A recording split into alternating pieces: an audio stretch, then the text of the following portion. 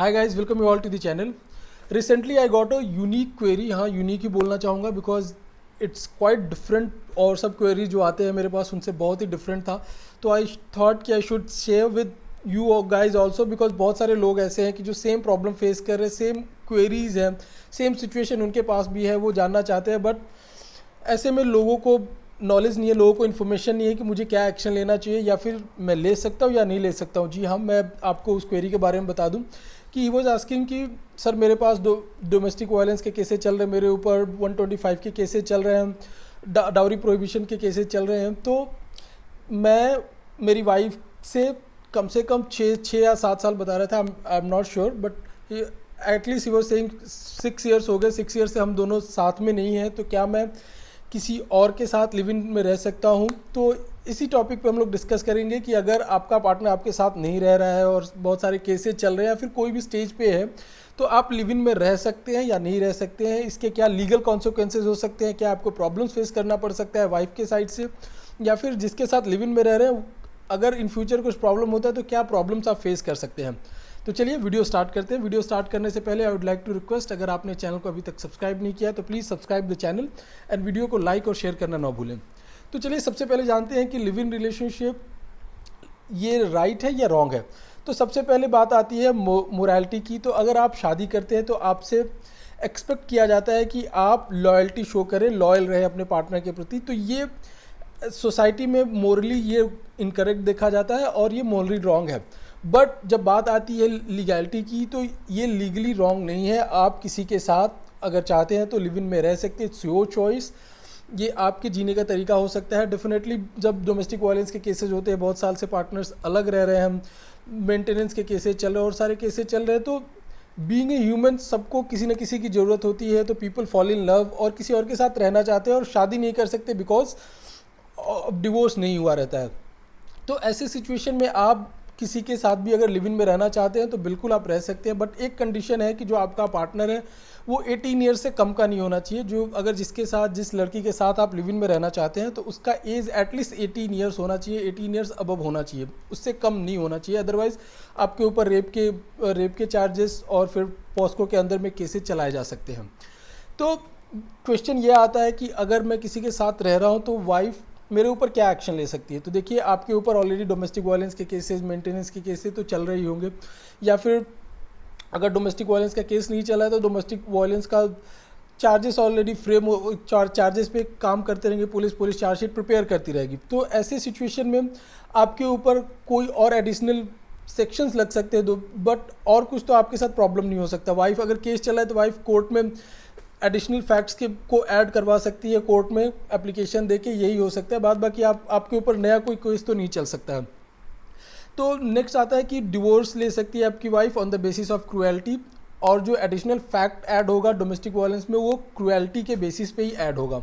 तो domestic violence के basis पे आपका ऐड हो गया. और नेक्स्ट आता है आपसे डिवोर्स का. तो डिवोर्स का प्रोसेस भी इनिशिएट कर सकती है मेंटल क्रुएल्टी के बेसिस पे, बिकॉज वो ये कोर्ट में बोल सकती है कि सेम छत के नीचे my husband is living with someone else. तो ये मेंटल क्रुएल्टी में आता है, तो डिवोर्स का प्रोसेस इनिशिएट कर सकती है. तो देयर इज़ नथिंग एडिशनल कि आपके ऊपर और कुछ एक्शन लिया जा सकता है. डिवोर्स तो वैसे भी आप शायद चाह रहे होंगे, बिकॉज इतने साल से जब रिलेशन में प्रॉब्लम है तो डेफिनेटली आप भी डिवोर्स चाह रहे होंगे, या फिर आप डिवोर्स को इनिशिएट किया होगा ऑलरेडी आपने.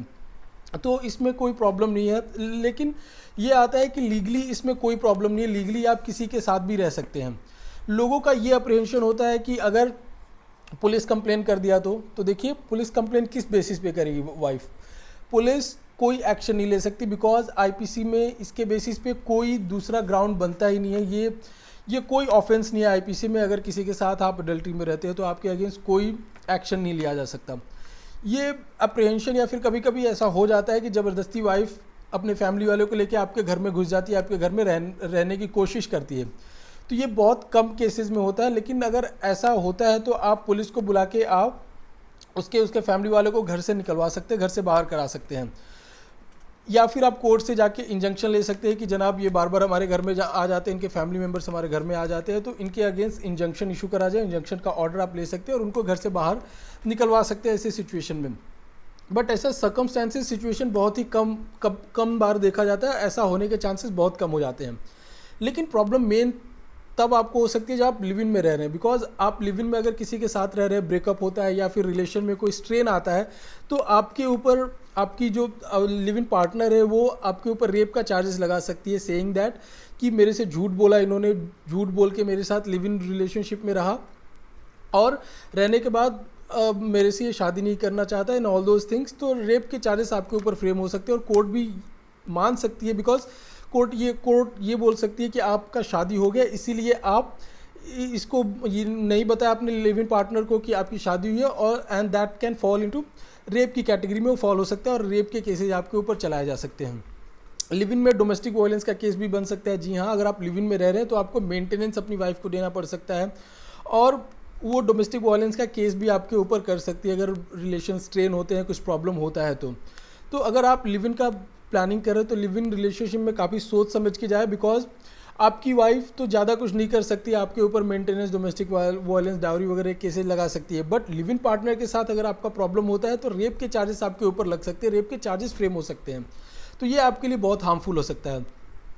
लेकिन अगर आप जाना चाहते हैं तो देखिए, कुछ लोग सजेस्ट करते हैं एग्रीमेंट के लिए, लेकिन agreement is not a feasible idea, because जिस लड़की के साथ भी आप लिव इन में जाना चाहेंगे वो एग्रीमेंट तो नहीं करना चाहेगी, बिकॉज इंडियन सोसाइटी का में ये प्रॉब्लम्स है कि लोग एग्रीमेंट नहीं करना चाहते और एग्रीमेंट से डरते हैं, तो ऑब्वियसली लड़की नहीं करेगी। लेकिन अगर आप रहना चाहते हैं लिव इन में तो आपको ये करना चाहिए कि प्रॉपर डिटेल में उसको टेक्स्ट करना चाहिए, सिचुएशन अपना बताते हुए कि मेरे साथ ये केसेस चल रहे हैं, I am married and all those things, जो भी आपके ऊपर केसेस चल रहे हैं और क्या कॉन्सिक्वेंसेज हो सकते हैं।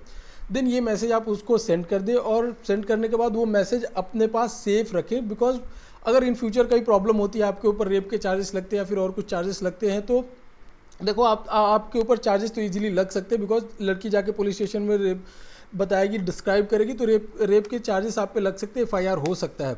तो आपको जो आपने टेक्स्ट किया वो आपको इजीली बेल दिला सकता है, आप जल्दी से बेल मिलकर आप बेल पे बाहर आ सकते हैं। तो ये प्रॉब्लम हो सकता है लिव इन रिलेशनशिप में। अगर आप लिव इन रिलेशनशिप में जाते हैं, लिव इन रिलेशनशिप में रहते हैं तो live in relationship is not wrong, legally ये रॉन्ग नहीं है, बट लिव इन रिलेशनशिप में ये प्रॉब्लम्स कभी कभी देखा जाता है कि जो मेल होता है उसको बहुत बार लिव इन रिलेशनशिप में प्रॉब्लम्स फेस करना पड़ता है। तो अगर आप लिव इन में जाएँ तो बहुत ही सोच समझ के, बहुत ही प्रूडेंट डिसीजन लेके जाएँ कि आपके ऊपर कोई प्रॉब्लम फ्यूचर में ना हो, बिकॉज ऑलरेडी एक प्रॉब्लम से आप निकलने की कोशिश कर रहे हैं, अगेन एक प्रॉब्लम में आप लैंड कर सकते हैं।